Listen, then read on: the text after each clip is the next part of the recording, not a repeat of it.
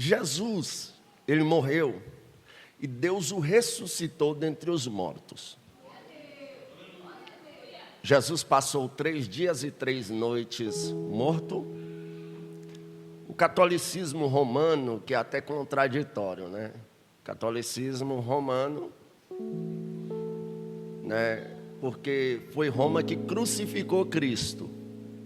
Então é estranho isso, né? Como é que o catolicismo romano, como é que eles defendem a ideia de que a primeira igreja que Jesus deixou foi a igreja apostólica católica romana, sendo que foi eles que crucificaram Cristo? Não dá para entender, é meio sem lógica, né? E se você ler a história, não bate.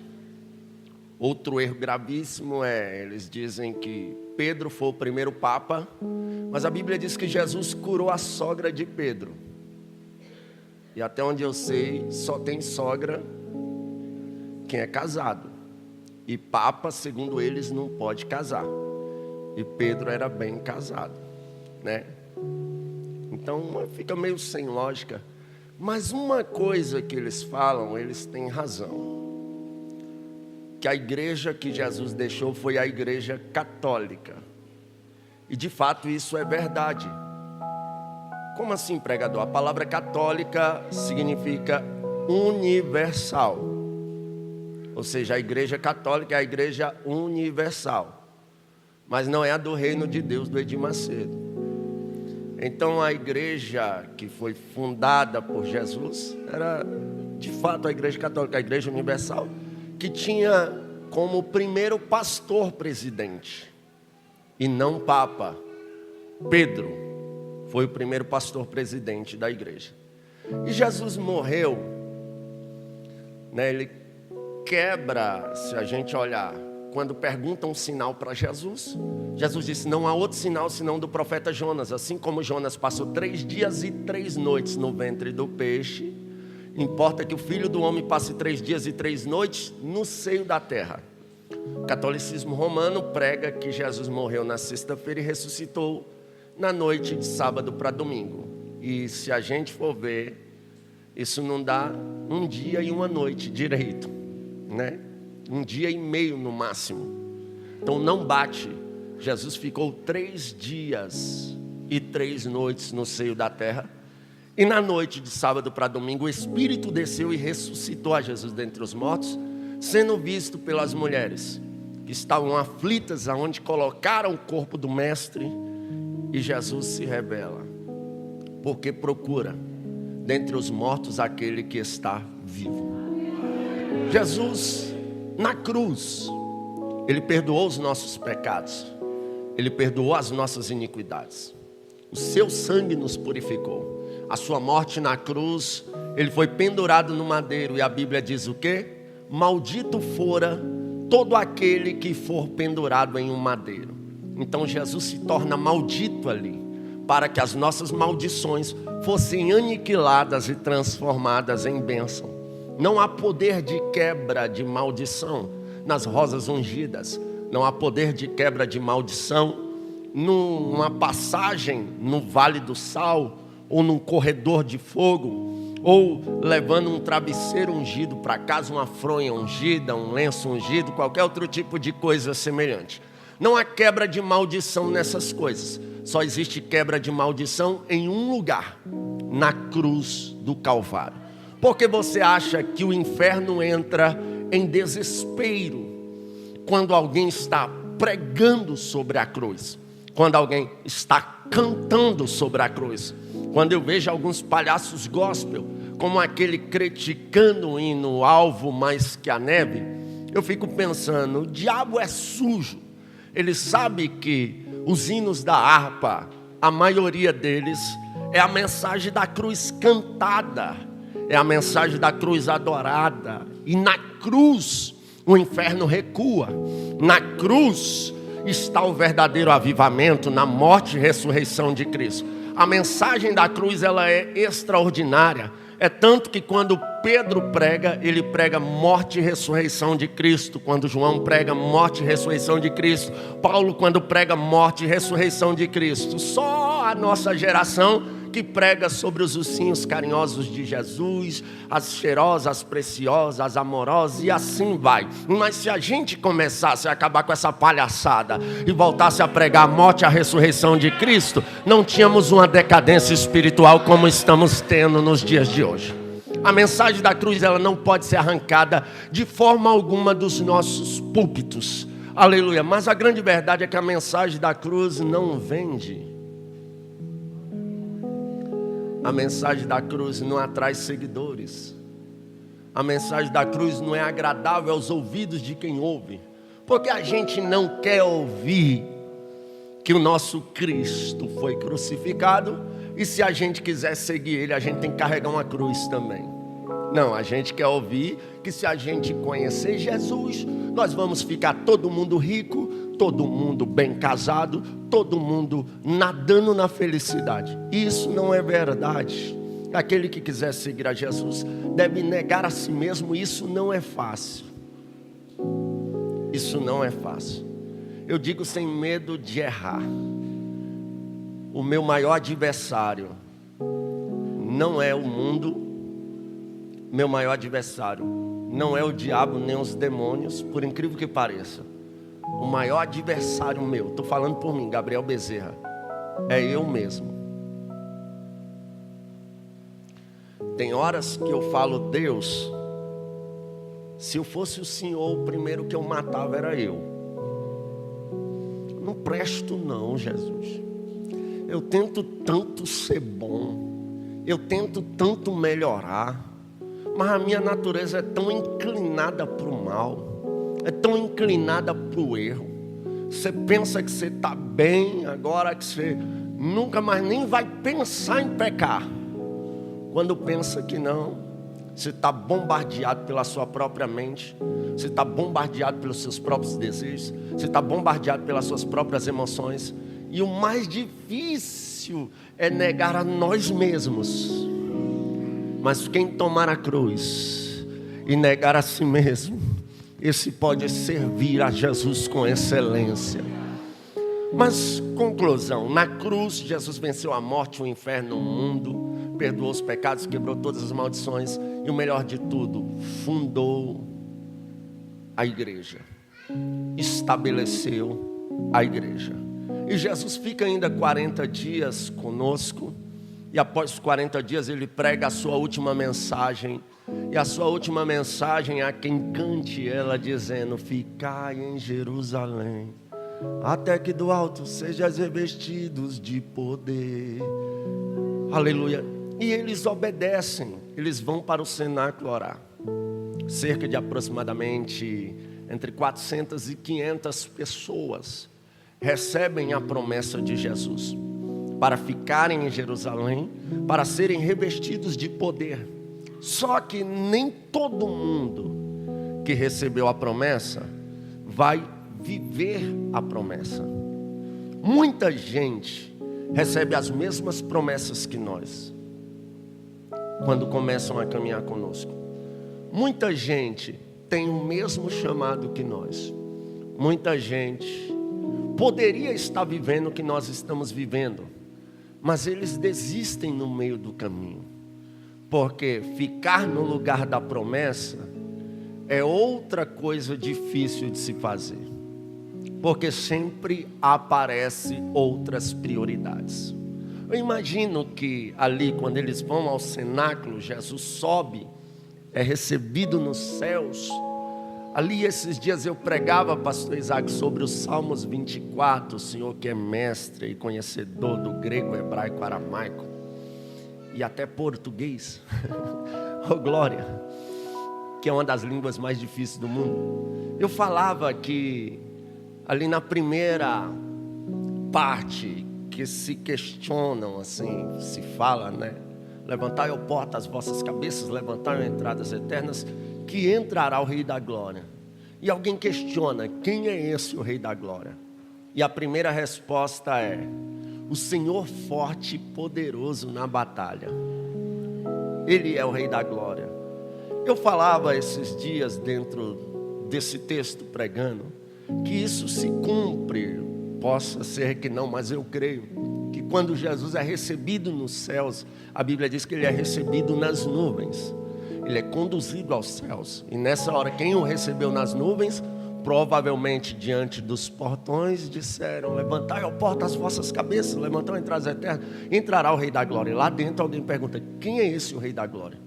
E a primeira resposta é: o Senhor forte e poderoso na batalha. Por quê? Todas as batalhas que ele pelejou, aqui ele venceu. Ele pelejou contra a enfermidade, venceu contra a lepra, venceu contra, aleluia, a morte, ele venceu várias vezes. Contra a cruz ele venceu, contra o Império Romano ele venceu, contra Anás, Caifás, Pilatos. Ele venceu tudo que tinha que vencer, todas as batalhas que ele pelejou, ele venceu. E toda a autoridade foi lhe dada no céu e na terra. Mas existe uma segunda parte, né? O texto não para por aí. Salmos 124. Levantai, ó porta, as vossas cabeças, levantai, entrai as eternas e entrará o Rei da Glória. Quem é esse o Rei da Glória? Só que agora a resposta é diferente. É o Senhor dos Exércitos. Ele é o Rei da Glória. Creio eu, só um parênteses para a gente já voltar aqui, que quando a trombeta tocar, a igreja for arrebatada, oh glória, o arcanjo vai tocar a trombeta, os salvos ouvirão, subiremos, nos encontraremos com Jesus nos ares, e agora iremos em direção aos portões, e de novo alguém pergunta: levantai, ó porta, as vossas cabeças, levantai, entrai da terra, para que entre o Rei da Glória. E alguém pergunta: quem é esse o Rei da Glória? Isso aí não já se cumpriu? Se cumpriu a primeira parte, a segunda: quem é ele o Rei da Glória? É o forte e poderoso na batalha? Não. A primeira vez ele foi forte e poderoso na batalha, porque ele venceu todas as batalhas. Mas agora é diferente. Todas as batalhas que ele venceu lá embaixo fez com que ele conquistasse um exército. Agora ele não está sozinho, tem um exército acompanhando ele. O Senhor dos Exércitos, ele é o Rei da Glória.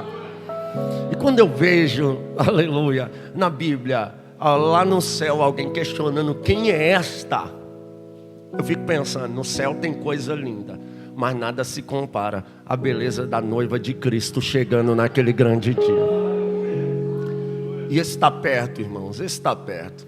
Há 2 anos atrás, eu estava tomando banho em uma cachoeira, dia 6 de setembro. E passou 2 caças por cima da gente, né? Provavelmente eles estavam se preparando para o dia 7 de setembro. E quando eu vi aqueles 2 caças, bateu uma tristeza no meu coração, uma angústia. Desde criança eu vejo caças passando entre dia 6 e 8 de setembro. Aqui em Brasília é normal a gente ver isso. Só que me deu uma angústia, uma tristeza. Eu comecei a pensar nos meus filhos. E aquele dia o Espírito Santo me fez entender que nós estamos vivendo prestes, isso há 2 anos atrás, prestes a viver a 3ª Guerra Mundial. E não dá para passar batido os acontecimentos que estão acontecendo no mundo. Começou guerra de lá, guerra de cá, guerra de lá, guerra de cá, né? Até então estava só a Rússia com a Ucrânia. Israel começou, e o primeiro-ministro de Israel, ele disse: agora nós estamos em guerra. Anteriormente ele considera, desde que eu sou criança, eu vejo os países ali do Oriente atacando Israel. Eu vejo Israel pelejando, mas eles não consideravam guerra, só pequenos conflitos. Agora eles consideram guerra. E se Israel considera guerra, é porque não vai parar por agora, né? Eu disse algo que eu me preocupava, que os maiorais de esquerda, os mais fortes, vão assumir o poder. E os maiorais de direita também vão assumir o poder. Vocês vão viver para ver isso. E quando isso acontecer, será inevitável a 3ª Guerra Mundial. Quem diria o Brasil em conflito com a Venezuela? Ninguém nunca ia imaginar isso. E está acontecendo. Que nós venhamos abrir os olhos, aproveitar esses restos de dia de paz que nós temos. Porque está vindo guerras por aí. Está vindo pelejas por aí, mas está vindo Cristo também arrebatar a igreja. Então vamos ficar na brecha, mas vamos voltar aqui. Jesus morre na cruz, funda a igreja vai para lá. E eles estão orando, né? Senhor, manda o Espírito. Queremos receber a promessa. Talvez a expectativa deles caiu para o terceiro dia, devido a Jesus ter morrido, ressuscitado ao terceiro dia. Só que no terceiro dia eles acordam, oram, e o Espírito não vem. Talvez alguém olhou e disse, não dá para ficar mais de 3 dias que não tem coisa para fazer em casa, eu vou. E outros, não saio daqui enquanto eu não viver a promessa. E alguém deve ter olhado e falado, olha, pelo que eu entendo de numerologia, o número de Deus é o 7. Vai ser com 7 dias. Alguém, não dá para mim ficar 7 dias aqui, não, eu vou embora. E outros, não saio daqui enquanto não viver a promessa. E vem o terceiro dia, o quarto, o quinto, o sexto, no sétimo, talvez eles levantaram naquele fervor, vem Espírito, vem derrama sobre cada coisa, mas não acontece nada. Provavelmente, né, o povo de Israel é muito numérico, deve ter gerado a expectativa para os 40 dias.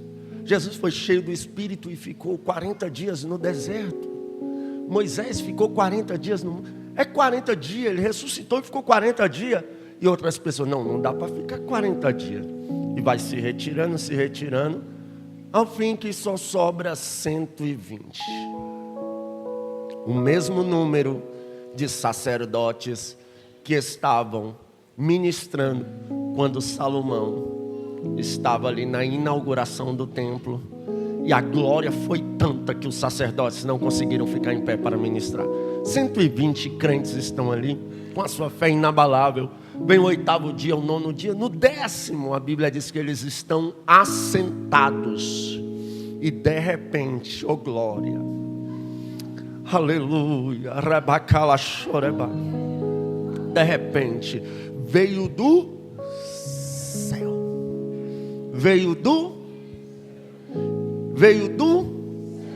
Enquanto tu não falar, eu não sossego. Veio do um vento veemente, impetuoso, e encheu toda a casa. E quando eles são cheios, são vistas línguas repartidas como que de fogo, que pousam sobre as cabeças de todos eles. E após eles serem cheios daquilo que veio do céu dentro do templo, eles levam aquilo que receberam do céu para fora. Isso é exemplo de igreja. Pegar o que recebemos do céu dentro do templo e levar para fora. Mas a igreja moderna está pegando o que recebeu lá fora e trazendo para dentro do templo. E isso é inaceitável. Eu acabei de receber uma ligação da Europa. Agora, quando a gente vinha no caminho, meu amigo Robinho é de testemunha do que eu estou contando aqui. O rapaz falou, Gabriel, ore por nós aqui. Está tão difícil. Aqui as igrejas são tão difíceis. Aí ele usou uma expressão que mexeu comigo. Ele falou, como é que pode um local que basicamente viveu um dos maiores avivamentos da história e mandou para nós o avivamento, está vivendo essa decadência espiritual? Eu fiquei calado, mas na mesma hora eu pensei, que pena que a igreja brasileira está tomando o mesmo rumo. Porque o que foi que acabou com os avivamentos da Europa? Foram esses movimentos gospel, esses movimentos mundanos, esses movimentos que não condizem com as escrituras sagradas. O que foi que acabou com o avivamento da América do Norte, avivamentos da Rua Azusa? Deus falou com Billy Graham, vocês amaram mais ao dolo e a vaidade do que a mim. Estou retirando o avivamento da nação norte-americana e enviando ao Brasil, graças a Deus por isso. E está aqui, nós brasileiros, pode falar o que for, nós estamos vivendo um avivamento. Tem uma missionária amiga minha na Alemanha, ela disse que orou 2 anos para Deus batizar uma pessoa com o Espírito Santo, né? Eles oram para sentir a graça de Deus. Os cultos lá, a mensagem, só a mensagem, é 3 horas para o pregador. Se o pregador não tiver mensagem, está enrolado, né? Ele tem que ter no mínimo 3 horas para pregar. Por que eles hoje param para ouvir tanto? Porque a mensagem lá, por incrível que pareça, por tempo que pareça, ela não é tão carregada de unção, de essência, como as mensagens no Brasil. Lá eles oram horas para sentir alguma coisa. E aqui no Brasil, você pode estar em qualquer lugar. Basta colocar um louvor no som do carro. Basta colocar um louvor. Basta fechar os olhos e falar com Deus. Imediatamente você sente a presença de Deus. Pode falar o que for, mas há um avivamento na nação brasileira. Qualquer culto que você vai aqui no Brasil, você sente a graça de Deus. Você sente a essência de Deus. Mas o povo está tomando a mesma proporção. Começam a imitar tudo aquilo que não presta. Estão querendo pegar tudo que é mundano e trazer para dentro da igreja. Nós não precisamos disso. A Bíblia diz, portanto, se já ressuscitaste com Cristo, buscar as coisas que são do alto. Está na hora de, ao invés de a gente ir buscar uma balada gospel, uma rave gospel, uma pancadaria gospel, seja lá o que for gospel, aleluia, está na hora de a gente falar, Deus, queremos o que vem do céu. Queremos o que vem do céu. Manda o que vem do céu. Manda o que vem do céu. Então eles saem para fora. Param ali, tudo, a atenção é voltada para eles, né? É dia de Pentecostes em Israel, e a festa de Pentecostes em Israel é igual carnaval na Bahia, no Brasil. É a festa principal deles, está todo mundo festejando. Mas o que aconteceu em Brasília, se não me falha a memória, no ano de 2016, eu creio que vai continuar acontecendo. O que? Saiu no Correio Brasiliense: Congresso de Jovens supera Carnaval em Brasília. Oh glória! Eu vou liberar uma palavra profética. Nós vamos viver para ver congressos de jovens chamarem mais atenção do que qualquer festa de carnaval, qualquer festa de idolatria, qualquer, seja lá qual for a festa. Teremos mais impacto se a gente focar naquilo que vem do alto. Ninguém segura a igreja. Aleluia. Mas eles saem para fora, receberam uma quantidade de poder extraordinária. 3.000 almas se convertem de uma lapada só, aproximadamente 3.000 almas. Só que eles receberam ali orando, mas eles não pararam de orar. Porque se a gente parar de orar, a gente começa a pecar. Se a gente começar a orar, a gente para de pecar. Quem ora muito não é forte não, irmão. É só você ajoelhar do lado dele. Você vai ver ele assim: Deus, me ajuda a vencer a pornografia, meus desejos, a imoralidade, o que não presta. Me ajuda a ser uma pessoa melhor. Quando a gente ora, não há nada. Depois do batismo nas águas, que quando a gente batiza, a gente sai dali, né, se achando um anjo. Não sei se foi contigo assim, porque você tem certeza que todos os seus pecados ficou ali. As águas ali de Água Linda de Guará levou pecado demais. Nossa, eu saí dali pensando que eu agora era um anjo. Aí esses dias eu li algo sobre Lutero e fez muito sentido. Lutero disse: eu pensei que o velho homem tinha sido morto e sepultado nas águas do batismo, mas com o tempo eu descobri que o infeliz sabia nadar. E você pode ter 100 anos de crente, todo dia temos que sepultar o velho homem. E se a gente não vigiar, ele ressuscita ligeiro. Mas depois do batismo, não há nada que faça a gente se sentir tão puro igual quando a gente levanta de uma hora de joelho, irmão. Porque ali a gente se derrama, ali a gente pede perdão ao Senhor e Ele nos perdoa. Ali a gente está fraco, Ele nos fortalece.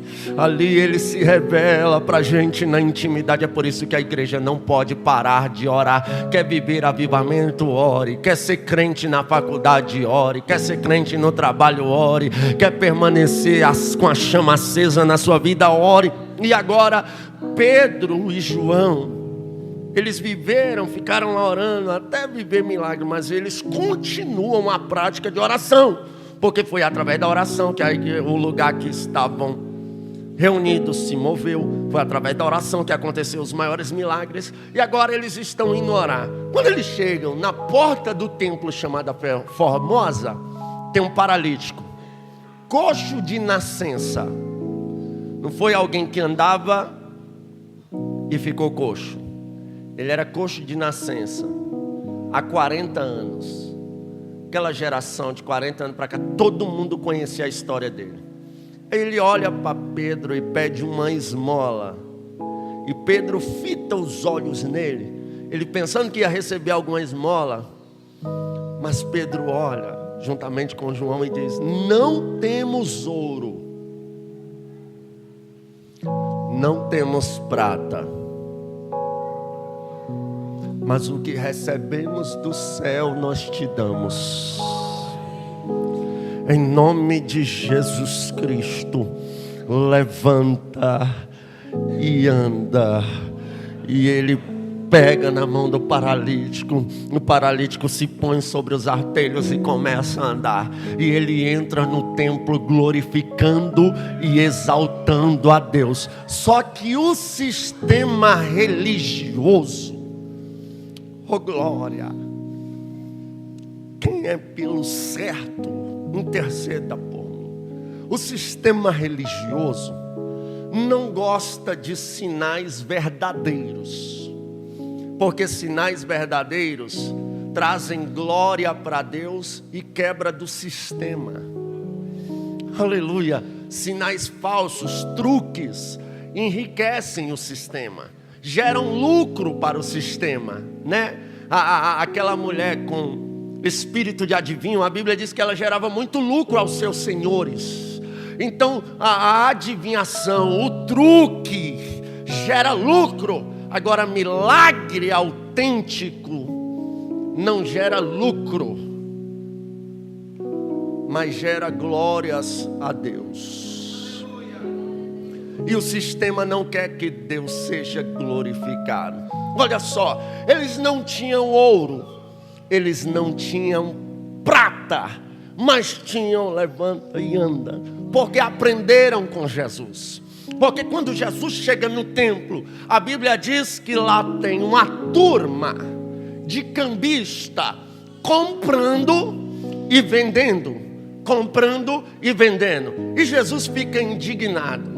Por quê? Porque ali está cheio de oportunistas. As pessoas traziam um animal para sacrificar no templo, né? E eles viram a oportunidade de lucrar nisso aí. Então o que eles faziam? Para poupar os esforços das pessoas de trazer o animal, eles vendiam o animal já lá no templo, por um preço absurdo, por um preço bem acima. Então eles não estavam nem aí. É tipo aqueles pastores que dizem: pede, quem não der, não vai dar, mas alguém vai dar.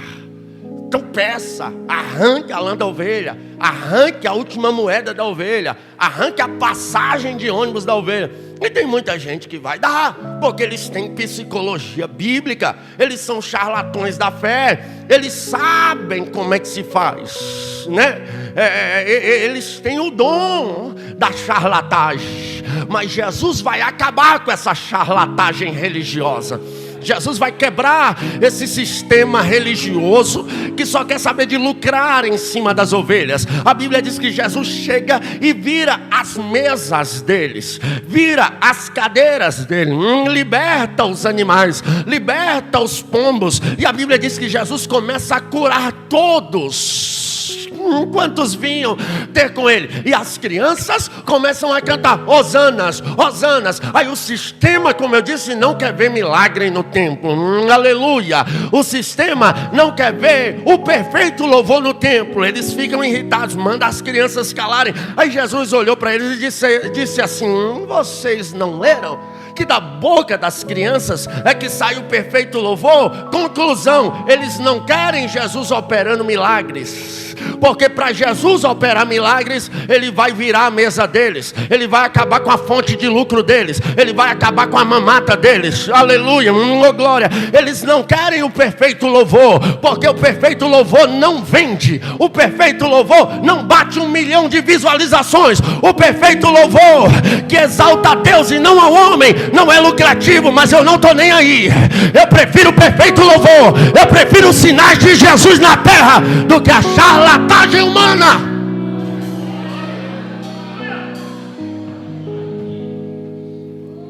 Mas que Deus tenha misericórdia de nós e vire as mesas dos cambistas, porque está precisando, pastor Isaac Marques. Está demais. Está tão terrível esse mercado de compra e venda, que agora a moda é cultos com valores exorbitantes de entrada. E as pessoas pagam caro para ir ouvir um pregador pregar. Pagam caro para ir ouvir um cantor ministrar. Mas os extratos bancários desses eventos lucrativos servirão de testemunhos diante de Deus no dia do juízo. Isso vai custar caro.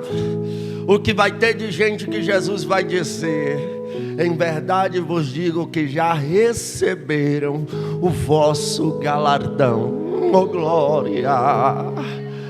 Mas às vezes parece que é melhor ter o ouro e prata do que o levante e anda. Você sabia? Não se escandalize com o que eu vou te dizer aqui. Já estamos encerrando. Que tem paralíticos que não querem andar hoje. Tem cegos que não querem enxergar. Mudos não querem falar. Por quê? Porque não querem perder o benefício. Isso é sério. Talvez aqui não aconteça, mas eu já vi isso em um monte de igreja. Irmãs que não casam para não perder a pensão do falecido marido, aí vivem em pecado de fornicação. Quando Jesus voltar, não sobe, porque preferiu o benefício do que a salvação. Um pastor amigo meu orou por um paralítico, ele levantou, só que ele continuou se insinuando que era paralítico ainda, para continuar pedindo, porque era lucrativo. Mas Deus o castigou e ele voltou a ser coxo, voltou a ser paralítico. Porque com Deus não se brinca. E tem muita gente brincando com Deus. Se eu pudesse dizer à igreja brasileira, eu diria: não vamos patrocinar esse mercado de compra e venda, porque Jesus não tem negócio nem com quem vende, nem com quem compra. Jesus não tem negócio nem com quem vende, nem com quem compra. Um exemplo clássico aqui, né, de leis: se alguém furta e é preso, alguém compra mercadoria e é preso, a pena maior cai para quem? Quem furta ou quem compra? Quem compra. A pena para receptação é pior do que a pena para quem está furtando, porque se ninguém comprasse o produto furtado, ninguém furtava. Essa é a ideia. Ou seja, se a igreja não patrocinasse esse mercado de artistas gospel, não tinha espaço para eles em nosso meio. Mas enquanto a gente tiver essa ideia que se não tiver eles, o congresso não lota. Se não tiver eles, o congresso não vai ser top igual o congresso da outra igreja que tem eles. Nós precisamos deles. Aí o que eles fazem? Aproveitam da situação. Eles precisam da gente. Vamos ver quem paga mais. Vamos ver quem dá mais. Quem dá mais a gente vai. Mas eu vou liberar uma palavra profética. Eu sinto a presença de Deus sobre a minha vida. Aleluia. Oh glória. Jesus vai virar essas mesas de quem compra, essas mesas de quem vende. Está na hora de a igreja valorizar quem faz a obra por amor de verdade. Diz Deus, levantar quem faz a obra por amor de verdade. E quando isso acontecer, nós vamos ver uma igreja bradar: não temos ouro, não temos prata.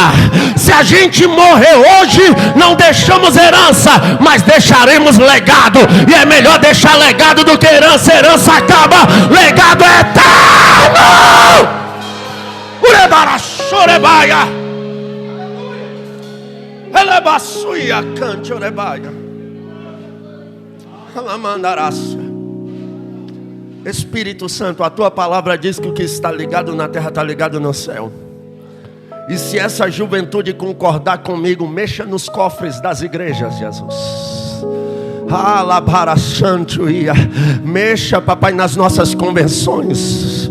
Papai, mexa com pastores que estão priorizando mais o ouro e a prata do que o levante e anda, que estão priorizando mais o ouro e a prata do que as almas. Mexa, Jesus, arranca, tira. A igreja ainda é tua, Pai. A igreja ainda é tua. E se alguém concorda comigo para ficar ligado no céu e na terra, dá aquele glória para Jesus. Elebacala chorebaia, alabaracantuia. Chega dessa idolatria gospel, chega dessa palhaçada gospel. É hora de vivermos um avivamento de verdade. E aqui eu encerro. Quando o paralítico entra lá, mexe com o sistema.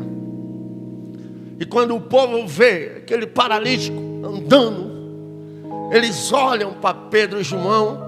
E Pedro logo, opa, para tudo aí. Ô diferença dos de hoje, hein? Vocês estão olhando para a gente como se a gente tivesse feito isso pela nossa própria virtude? Para agora. Nós não. Cristo, a quem vocês crucificaram, e Deus o ressuscitou dentre os mortos. Aí os fariseus chegam. Fariseus suportam uma mensagem de morte e ressurreição. Saduceu não. E estava tudo junto, a corja. Os saduceus não acreditam na morte e ressurreição. Aí o que eles fazem? Prende eles. O erro fatal. O erro fatal. Por quê? Porque eles prendem eles e fazem uma reunião, um concílio no outro dia. Agora tem muito mais gente. Se ele tivesse deixado eles em paz, aquele povo que viu ali, que ouviu ali, tinha crido e tinha ficado por ali mesmo. Mas não. Eles foram tentar impedir, foram tentar lacrar em cima daquele milagre, em cima dos missionários de Deus. E toda vez que eu vejo o mundo se desesperando para querer parar, impedir, perseguir, aconteceu mesmo. O efeito é ao contrário, né? Porque se eles deixam por ali mesmo, um grupinho de pessoas, mas como eles prendem, ou seja, eles estão enfatizando o que aconteceu. Aí no outro dia tem muito mais gente, a corte todinha lá para ouvir eles. E eles, você acha que eles vão ficar calados? Não podemos nos calar diante do que temos visto e ouvido. Um exemplo bem clássico que aconteceu nesse ano. A menina, sem falar nada, aproveitou, ela provavelmente viu que estava sendo filmada nas Olimpíadas e em Libras. Jesus é o caminho, a verdade e a vida. Se eles não tivessem perseguido, tinha passado batido. 90% das pessoas não entendem nada de Libra. 90% das pessoas nem sabia o que foi que ela falou ali. Tinha ficado por ali mesmo. Mas o que eles fazem? Perseguem ela. Querem punir ela. Aí o que acontece? Notícia mundial. Oh glória, alabacantuia. Deixa perseguirem a igreja. Deixa irem contra a igreja. Quanto mais nos perseguem, mais a gente cresce. Quanto mais persegue a igreja, mais ela avança. Quanto mais a gente chora, mais a gente vai adiante. Os que semeiam em lágrimas cegarão com alegria. Aquele que leva a preciosa semente andando e chorando voltará sem dúvida com alegria, trazendo consigo seus feixes. Não se desespere, seja perseguido, mas com honra. Seja perseguido, mas com orgulho. Se nos calarem, aleluia, a gente escreve, aleluia. Se não der para escrever, a gente chora, a gente faz gesto, seja lá o que for. Mas não dá para ficar parado diante daquilo que temos visto e ouvido. Tentaram contra Paulo de todo jeito, apedrejaram Paulo a ponto de ele sair como morto. Paulo sofreu naufrágios, sofreu fome, sofreu tanta coisa, aleluias, mas mesmo sentindo dores, ele não parava, mesmo sentindo perseguições, ele dizia: ai de mim, se não pregar o evangelho. Aí eu vejo Estevão apedrejado até a morte por causa da pregação de Cristo. Tiago morto a fio da espada por causa da pregação de Cristo. João lançado em um tacho de azeite quente por causa da pregação de Cristo. Exilado na ilha de Patmos por causa da pregação de Cristo. João Batista perdeu a cabeça por causa da mensagem contra o pecado. Pedro crucificado de cabeça para baixo por causa da mensagem do evangelho. Paulo decapitado por causa da mensagem do evangelho. Os cristãos sendo devorados por leões como espetáculo por causa do evangelho. Os cristãos sendo mortos brutalmente no Coliseu por causa do evangelho. Os cristãos sendo queimados em fogueira por causa do evangelho. Cristãos sendo amarrados em carros de boi, as mãos de um lado, os pés de outro, e depois eles pegaram aqueles ferros quentes de marcar e marcavam os bois, e um corria para o lado, outro corria para o outro, e despedaçava o cristão por causa do evangelho. Colocavam uma estaca de baixo para cima até sair na boca, sem atingir nenhum órgão dos cristãos por causa do evangelho. Arrastavam os cristãos no meio da rua por causa do evangelho. Matavam os filhos na frente dos pais por causa do evangelho. E hoje nós queremos desviar, mudar de igreja por causa de uma fofoca, porque alguém questionou a nossa vestimenta, porque alguém inventou alguma coisa de nós, porque não recebemos oportunidade, porque ninguém valoriza. Pelo amor de Deus, está na hora de a gente criar vergonha na cara e ser cristão de verdade, entendeu o que é evangelho? Evangelho é cruz. Se coloque de pé em nome de Jesus.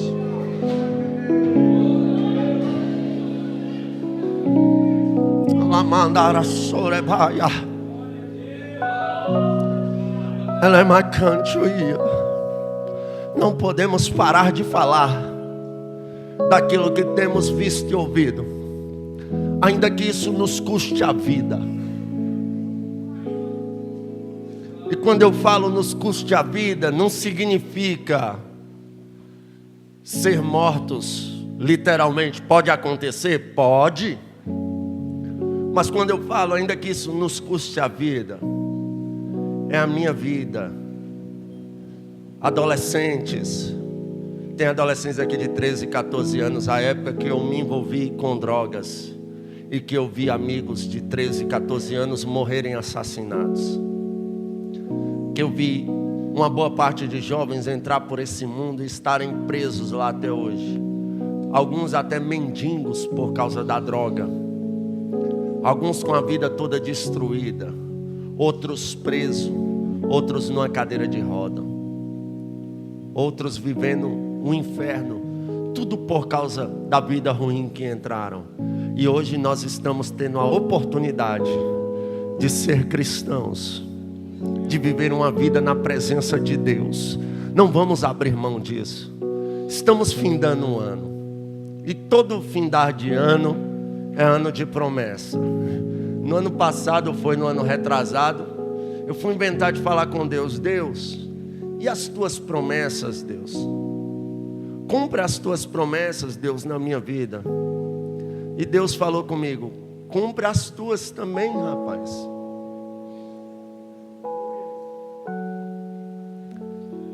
Toda virada de ano a gente lá: esse ano eu vou orar mais, Deus. Esse ano eu vou ler a Bíblia todinha pelo menos 3 vezes. Esse ano, Deus, eu não vou beijar ninguém. Esse ano vai ser só para ti. Esse ano, Deus, eu vou... E a gente promete tanto, e depois a gente chega em Deus: Deus, cumpre suas promessas.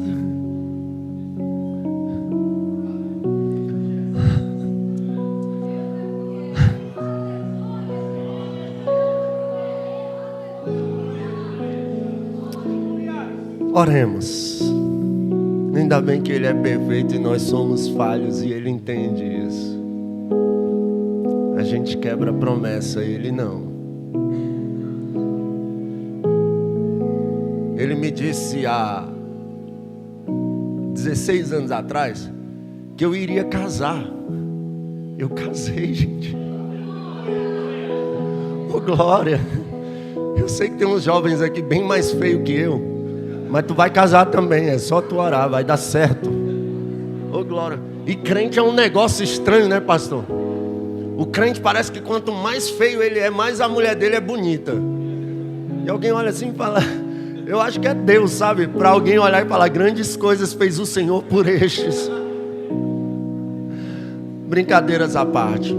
Mas eu não sei o que Deus te prometeu. Mas Ele não estava brincando com os teus sentimentos. A promessa está de pé.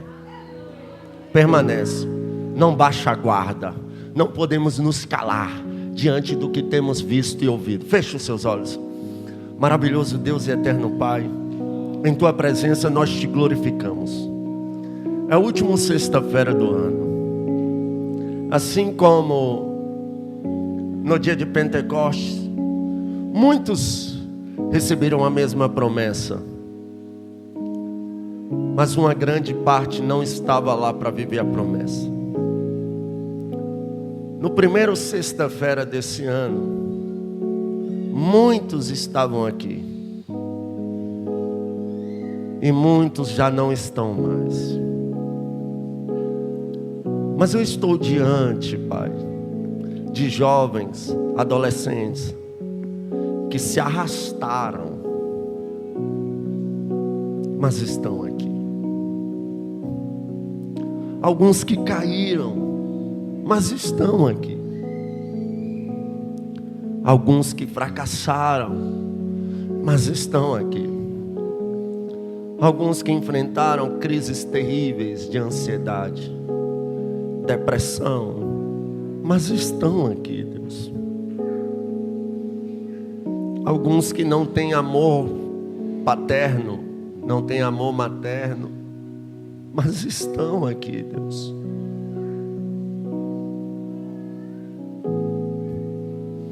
Alguns que o único lugar de paz que eles têm é quando estão no culto, Pai. Mas estão aqui. Honra a fé dos teus filhos, Pai. Honra a fé das tuas filhas. Nos fortalece. Os dias são maus. Os anos estão passando, Pai, rapidamente. Muito rápido. A cada dia mais se aproxima da tua vinda. Pai, que nós venhamos, talvez se arrastando, chorando, mas que retroceder não seja uma opção. Se cairmos, nos levanta.